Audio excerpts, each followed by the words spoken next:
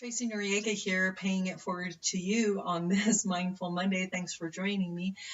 I'm really jazzed to be here. This weekend I had a meditation retreat, and it was just one day long, but it was really cool. The subject was on authentic happiness, and so I wanted to share that with you, and here we go. So speaking of authentic happiness, it's very different than much of the happiness many of us chase after, which is happiness based on something external, such as, whether even it's a massage, a vacation, a new car, a new position, a new mate.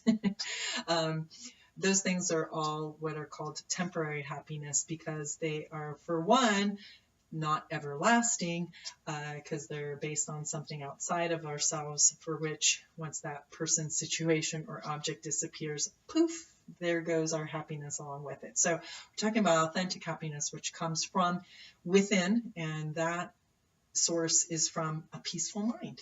And a peaceful mind also lends to having a very caring and loving heart. So there you go. It's a nice little cycle that hoping to get going, not only for yourself, but then it just goes and gives more and more to everyone. So let's get into it. How do we do this authentic happiness? How do I get a peaceful mind? Well, first is setting the intention that you really want that. So setting the intention, yes, I would love authentic happiness, and yes, I want to procure a peaceful mind. How do I go about that? Well, that's when meditation comes in. And I'm not talking about hours long meditation, or like we did a whole day of meditation, which was still broken up, but you don't need to do that. Even just doing the 5 minutes a day of mindfulness breathing, mindfulness walking. I have lots of videos in here. If you haven't seen them, go back and check them out. Or if you have and you forgot, another reason to take a look. But you can even just sit 5 minutes in front of a candle and watch the flame, breathing, watching your breath in and out. That in and itself is meditation and is greatly beneficial to you. So another way is through, and actually you have to do all three, is through wisdom. And wisdom, it said about the teachings. And, you could go ahead and read the books and such, and which I'll actually put the links. They have free ebooks to modern day problems. It's a great book and has a lot of the exercises that speak to you. So totally free and downloadable. I'll put that link down below. But, it was pointed out to us that even though we're in this modern day and age, that a lot of the ancient teachings do have a lot of wisdom for us.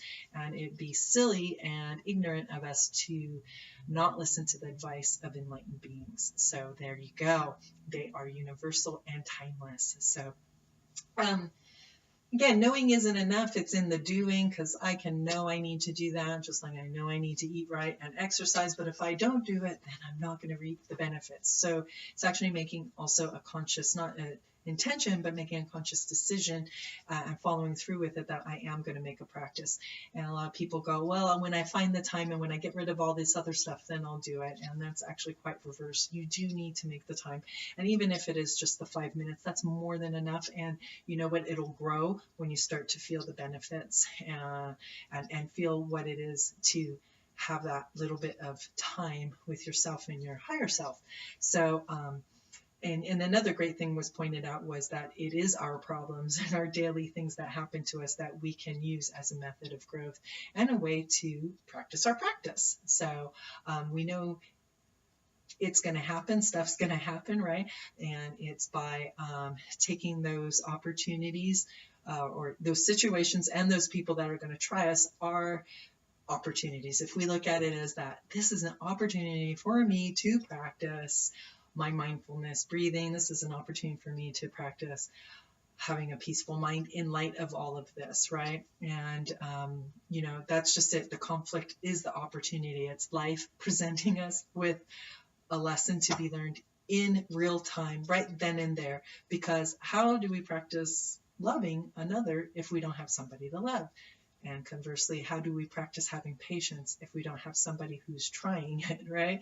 So, just looking at the person or the situation as basically a teacher that's there to teach us what we need to learn at that time and use our skills and tools that we've been practicing. So again, one of the biggest things was brought up was where we decide to put our focus. And you know all these situations and things are going to happen all the time, and we've been looking at them as one way and reacting them in what follows. But it's us making a conscious decision too, that what, I'm going to look at it from a different view, and I'm going to change my focus, and I'm going to change my attitude. And just by doing that and setting an intention, then you have a different experience. And when you have a different experience, then other possibilities open up for you where they didn't present themselves to you before, because you just were stuck in your pattern. And that's for us to really look at when we pull back a little bit and give ourselves just that amount of time to breathe and watch what's going on and feel our reactions within, without reacting to them, but to feel them. What am I thinking? What am I feeling? Like, what do I want to say without saying it, right? That gives you so much insight to yourself, and it's huge. It gives you just those 3 seconds, 3 breaths, give you an opportunity. That saying I love from Marianne Williamson, I can choose peace instead of this. Like, you don't have to get sucked up into the whole thing.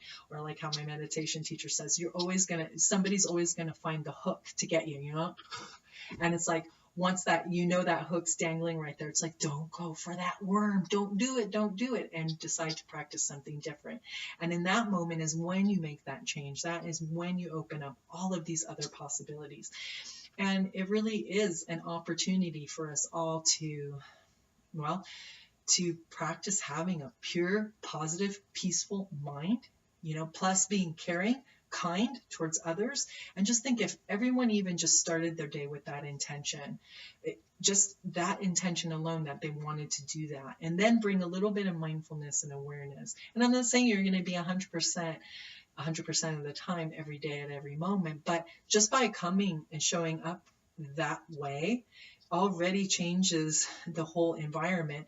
And think of how greatly we can contribute to the overall well-being in our communities, in our workplace, in our home life, and just in general.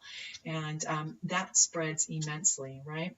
So yeah, there you go. Again, purpose of meditation is to develop our peaceful mind and loving heart, which then gives rise to authentic happiness, which we all want. I know I want that and more. So there you go, you guys. Hope this was helpful for you. Please comment, like, subscribe, all that good stuff. Take a look at the other videos, and wishing you a very loving, peaceful, authentically happy and prosperous abundance for all. There you go. I think I covered it all. You guys rock. Thanks so much. Cheers.